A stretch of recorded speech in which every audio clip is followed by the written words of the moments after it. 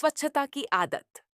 एक छोटे से गांव के स्कूल में एक दिन बच्चे अपनी कक्षा में पहुंचे और देखा कि क्लासरूम बहुत गंदा था।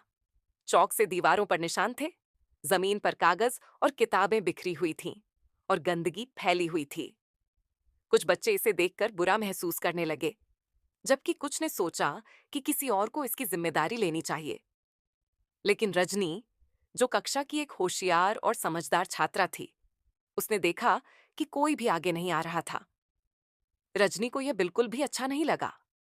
उसने सोचा कि अगर हम सभी मिलकर इसे साफ करें, तो यह न केवल हमारी कक्षा को सुंदर बनाएगा, बल्कि हमें स्वच्छता के महत्व का भी एहसास होगा। रजनी ने तुरंत कुछ बच्चों को बुलाया और कहा, हम सब मिलकर अपनी कक्षा को साफ करेंगे। अगर हर कोई थोड़ा सा प्रयास करेगा, तो यह काम जल्दी हो जाएगा। उसके बाद रजनी और उसके दोस्तों ने झाड़ू, पोछा और कचरा एकत्र करने के लिए काम करना शुरू किया। सभी बच्चे मिलकर कक्षा की सफाई में जुट गए।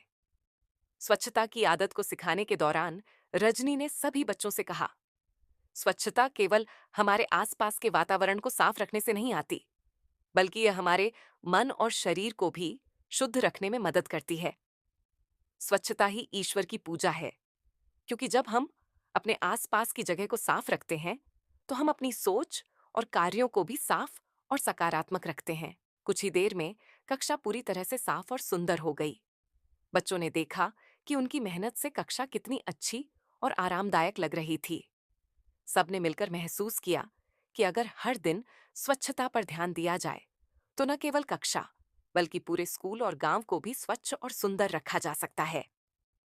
उस दिन से बच्चों ने यह ठान लिया कि वे अपने स्कूल को हमेशा साफ और स्वच्छ रखेंगे। हर दिन कक्षा में घुसते समय वे खुद से यह सवाल करते थे, क्या हम आज अपनी कक्षा को स्वच्छ बनाएंगे? और उनका उत्तर हमेशा हाँ ही होता। कहानी का संदेश।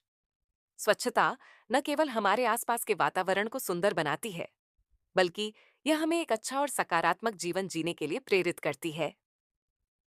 स्वच्छता ही ईश्वर की पूजा है।